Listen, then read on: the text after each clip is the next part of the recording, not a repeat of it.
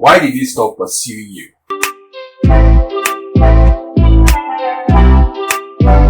Welcome.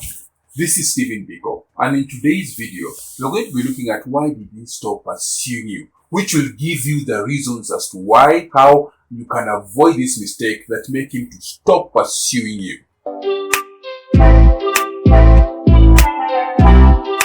Let's get started right now. I wanted to talk about 3 early stage dating mistakes that really affect our chances of things going anywhere when we like someone. We all want to hook them, don't we? We all want to make sure that it actually has greatest possibility of going anywhere. There are 3 things that we do to endanger that I wanted to highlight in this video. And I want to start by just establishing a distinction between love and desire. What makes someone to fall in love with us is not the same as what makes someone to want to take us home, or what turns someone on by us. And if you want to hold someone's attention in dating, desire is extremely crucial. The 3 things that I'm going to discuss today are not necessarily things that will damage love, but they have the ability to damage the desire. And if we hurt their want, we risk losing someone's energy. And when we feel like, oh, it fizzled out with someone, why did they lose steam? My name is Stephen Biko, and on this channel I provide advice that can be applied to every aspect of your life. You will be able to apply this to everything that you want to achieve this year. Whether you follow this channel for advice in your love life or because you prefer the general methods of thinking that you acquire from this channel.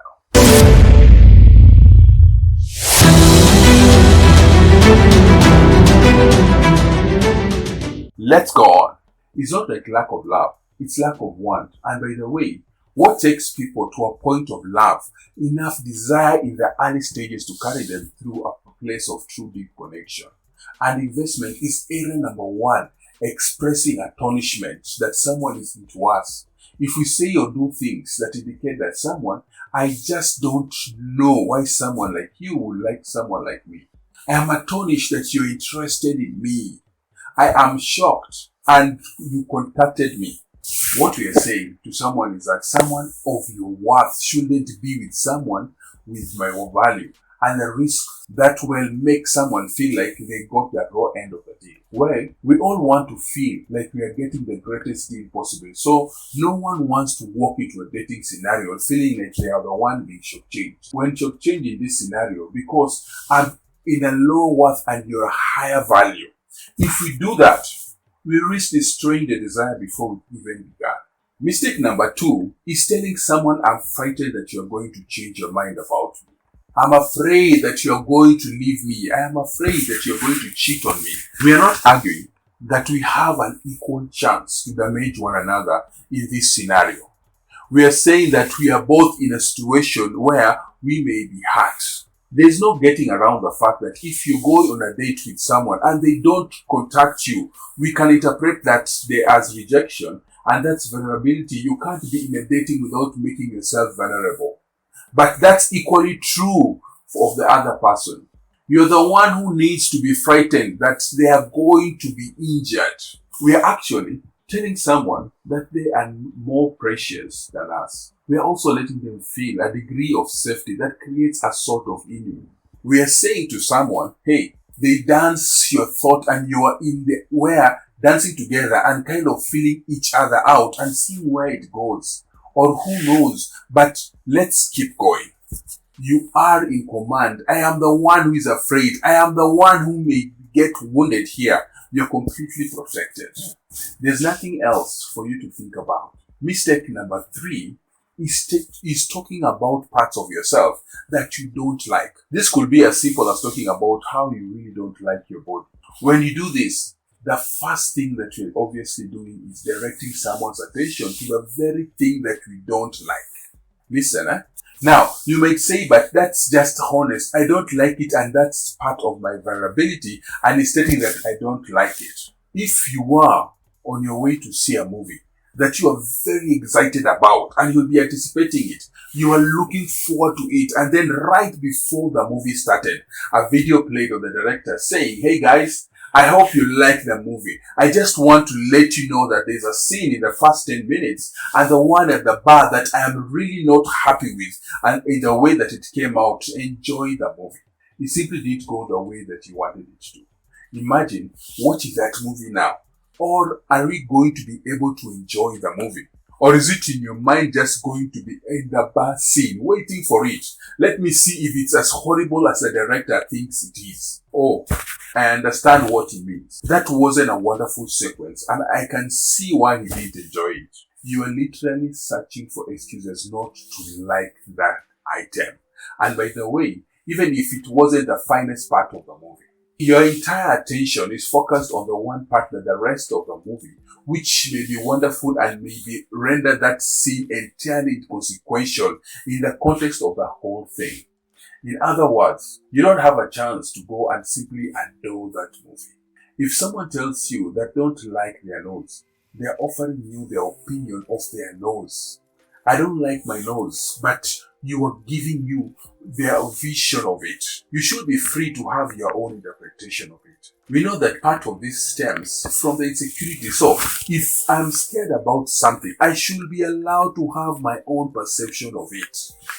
If I am scared that you would like something, let me at least show you that I'm aware of it, so you don't think I am a fool. I'm accepting that this thing isn't wonderful, and now I am disarming you.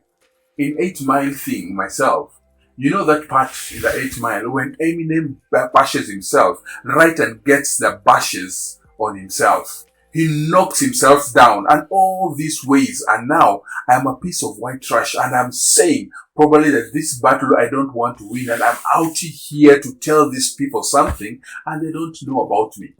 But dating isn't rap battle, but it's not to let me just knock myself down. It's all the ways that you could knock me down. Now, what bad are you going to say about me? And aim isn't read them off. Any negative things to say, since you just say them. By the way, I am saying that you can never say anything insecure. That you can never point out something that makes you self-conscious. Or of course not. There will always be times in dating and relationships when being self-conscious is a moment of humanity. A moment of beautiful vulnerability that connects us to another person. But we constantly bombard people with the things about ourselves that we don't like. I don't believe that brainwashing will never go through. At the best, they will still think you look amazing. But we start to notice that you don't think they're beautiful, and this will have an effect on the way they perceive you. Because ultimately, long term, who wants to be with someone who doesn't see any value in themselves but the worst case scenario? Is that something they genuinely enjoyed? They start to question whether they should be appreciated because some obnoxious.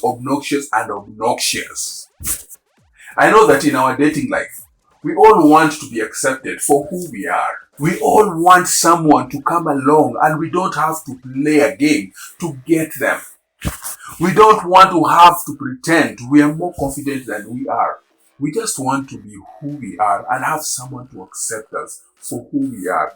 However, I remind everyone that someone accepting us isn't the same as someone wanting us. Someone accepting you may think that you are amazing. It's not the same as someone preferring. If we act as if we have no worth, as if we aren't desired by anybody else, as if we haven't been wanted by anyone in years, and who can blame them? Because you have all these horribly unappealing traits that if you continue to construct that picture for someone, they may be excused for losing desire. We are all going on these unconscious methods of gauging people's value and then becoming attracted to not attracted to where they end up on that scale. I've stated in this and got away with it, of course. We can even be charming sometimes. Yes, you can make us human and vulnerable in the proper environment, of course. But the question here is, we have to ask ourselves, is this the pattern of my behavior? One that paints an image of someone who has value or someone who does not? And if the answer is the latter, we have to start addressing these things that we do to sabotage ourselves with the people that we like. And if the answer is the latter, We have to start now. If you want to focus on developing the kind of confidence that will underline the value that I'm referring to for you in dating, I have committed this channel to providing you with excellent information that is going to boost your confidence or to help you to create a life that you desire as you join me on this journey by becoming a subscriber. And click on the notifications bell so that you can be able to be notified when the new shows are released, and as well as community postings that will cover bits of the knowledge that will be thoroughly discussed on the videos. To my subscribers, thank you for your continued support. And if you're watching on a different platform, check out Real Fresh Wisdom on YouTube and become a subscriber and join us on this winning adventure where we cover not only dating but wisdom applicable to advancement in all aspects of your life. We have looked at why did he stop pursuing you, which has addressed why this happened and how to predict it and how you can deal with it. This is not all that you need to know. Watch the video when a romantic gesture is a red flag on this channel to keep winning. Until next time, have a good one and see you in the next one.